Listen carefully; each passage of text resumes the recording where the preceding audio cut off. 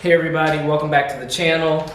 Today we're going to be doing new shocks and springs on the Miata. So right here I have a set of Koni Yellow shocks and also the Flyin Miata springs. So this pretty much completes the Flyin Miata Stage 2 kit. That includes the Koni shocks and spring, the Koni shocks, FM springs, and the front and rear sway bars. As we know, I did the sway bars before. I just wanted to I'm trying to see how each particular piece handles before I put everything on, so that I understand what each part does.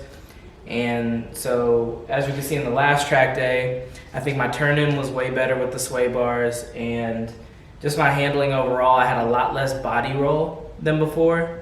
And I think this will really just take the car to the next level. Yeah, I think this is the next step progression with the car. So without further ado, we'll put these on and let's get to work. All right, so there's two bolts in the trunk that are gonna hold on the shock.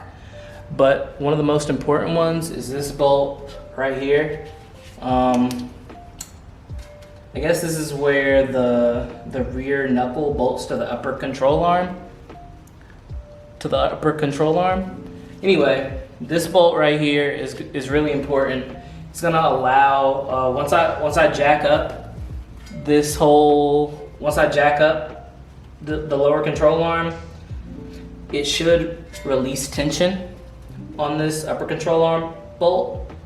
And once that happens, I should be able to get a hammer and just hit this out. And then once I lower the jack, it should allow this entire piece to kind of fold down. So that's kind of what I'm trying to do right now. And once I get that out and I can lower the shock a little bit, then I'll take out the bolt here at the bottom that you can't see right now, but there's a bolt at the bottom of the shock, and that'll be the third bolt that holds it on. I think that'll allow me to get this shock out. So the rear passenger shock is going to be the easiest one. That's the one I started off with because grab the low-hanging fruit. And I don't know, let's see if we can get this thing out. So in about, I don't know, maybe 30 minutes, I was able to get this out. So this is the rear passenger side shock. This wasn't that hard at all. I'm kind of hating on myself right now for procrastinating, but yeah, so this part's easy. So now I need to get the Koni shock out, and I need to take this spring off of this shock. So this is the part that I'm most scared about, because there's a lot of potential energy in this thing, and I would not like to lose a limb. So I have an AutoZone spring compressor that I'll be using for this, and we'll see how that goes. I'll try to film it so that other people won't be scared of it either. I was able to get the OEM shock and spring out. I already decompressed it and took the top hat off, as you can see. Yeah, it wasn't too bad. I thought that compressing the spring would be a little scary, and it kind of was, but now that I've done it once, it seems a lot less sketchy to me. So the other three sides should be pretty easy. So now it's time to assemble the Koni with the Flyin Miata spring. All right, so as you can see, different change of clothes, but I have the first shock assembled. Wasn't really that difficult.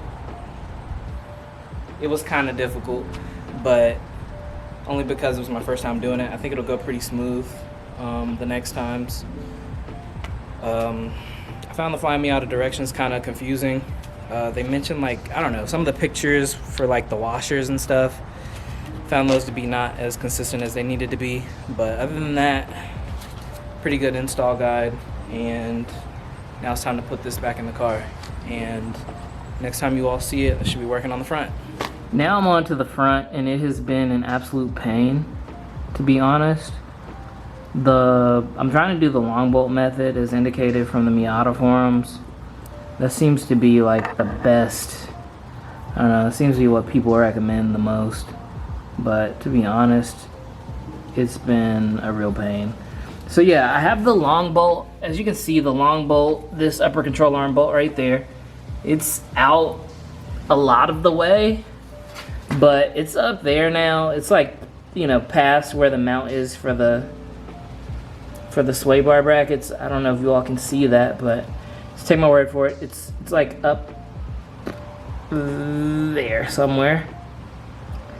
So there's not too much more of it left, or maybe there's a lot of it left. I don't know. This bolt's so long. I don't know why Mazda engineered it like this, but anyway, it's a pain. I might be done for the day. I might come back to this tomorrow. We'll see. Alright, so I was able to get the long bolt out. The key to it was I just had to tap it with a screwdriver. Once I got it to a certain amount of release some of the tension on it. So that's great. I was also able to get the lower shock bolt out, which is really important. And now I'm going to lower this whole like part. I'm gonna lower this. Basically, I have a jack supporting the lower control arm. I'm gonna lower it, and hopefully I should be able to swing the top end of this out. So let's see if that works.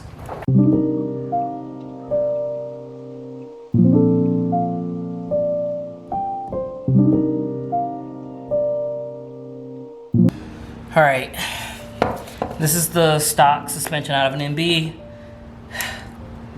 This thing's out, took a while, but I'm gonna pick this up tomorrow now. So now we're working on the front shock again, the front passenger side.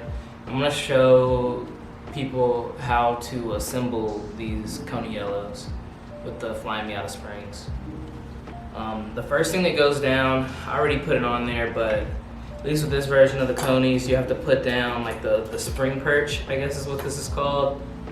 And then you need to add like this little white piece here. And then I also got the Flyin Miata bump stops, so basically you're just gonna slide that on. Then after that, you have this washer.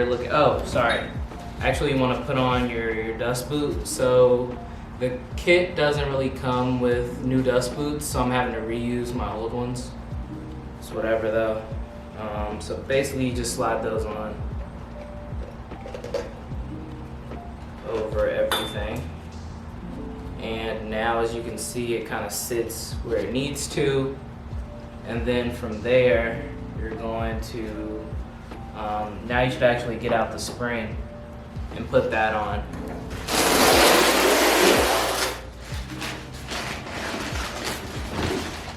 And the Flyin Miata springs are labeled front and rear, so that's pretty nice. So when you assemble the Flyin Miata, when you put the Flyin Miata springs on the Konis, you want to make sure that they call them like open and closed coils or whatever, but that doesn't make sense to me. So where you have like tighter coils, those are gonna go up, like what I'm trying to say, closer to the top hat, and then this side that's kind of like not as tightly wound is gonna go down on the shock, basically into the spring perch. So yeah, you're gonna do something like this. And then the next thing you're gonna need to do is put on I believe the next thing is this. It's a washer, you had to drill it out. Did that off camera. So yeah, now that that's on, you're gonna throw on this bushing, which is so nicely labeled up. So this side goes up, obviously. On the first one that I did, I had a really hard time getting it down the shaft. So what you have to do to combat that is actually put WD-40 on the inside of the bushing and then put it on. And then from there, so anyway, so it's gonna go, this bushing goes on. And then, you have to make sure that you get these. So one thing that you really need to do is make sure you get these rubber thingies out that Mazda put in. This is gonna increase your ride height. We don't want that junk. So yeah, so we're gonna put on this bushing, the one with the actual label of what's up. And then you're gonna put on the top hat on top of that. And then you're gonna do this next bushing. And then on top of that is gonna go the last washer that you drilled. And it goes on top, and then the Koni shocks come with a nut to put on. But in order to get any of this on, you need to compress the springs. So I'm gonna do that off camera, and I'll show you the finished product. This is what the front looks like when it's finished. Now it's time to put it in. Hey everybody, so this concludes, I finished the install. It wasn't too bad overall. I would say that, I don't know, maybe the hardest part of this whole thing was doing the long bolt method to get the suspension out in the front, but other than that, it wasn't too bad. I will say that I've taken measurements on the front and rear of the car. I measured from the center of the wheel to the edge of the fender, and in the front I got about 12.5 inches, and in the rear I got about 13. This is really consistent with what Flyin Miata got, or what Flyin Miata says the ride height it'll have you achieve. And I just want to point out, at least I saw like a lot of discrepancy on the forums or whatever. So, 12.5 in the front, 13 rear is what you can expect. Another thing to point out, I do not have like hub stands for the car. One of the steps for the instructions, and I might have shown it in the video earlier, but in case I didn't, to kind of like allow the bushings to, I guess, adjust to, so that they're not like strained when you actually get the final torque, when you finally tighten everything down. I would jack up the car by the lower control arm, and basically I would jack it up until it came off the jack stands pretty good, and then I would like torque whatever bolts down to their final numbers. And I think that really helped me to achieve the ride height without I guess like preloading the bushings. I guess I was trying to avoid that. So yeah, so let me show you all kind of like what the car looks like at this ride height. So as you all can see, this is the final ride height for the car. You can see that the back is a little, well, you can kind of notice that the back is maybe like, it is obviously 1/2 inch higher than the front. There's a little bit of rake to the car, which is fine, but honestly, I can't, from 5 feet, it really doesn't, I don't see the difference in my opinion. I think this is a good ride height overall, especially for the Michigan roads and how bad our roads are here. So I'm pretty satisfied with the kit, to be honest. And yeah, so I just wanted to point this out, because when I was trying to figure out like what kit to go with, I couldn't really find any good pictures on what the final ride height would be. So this is what the final ride height is. Alright, so if you like the video, like, comment, subscribe.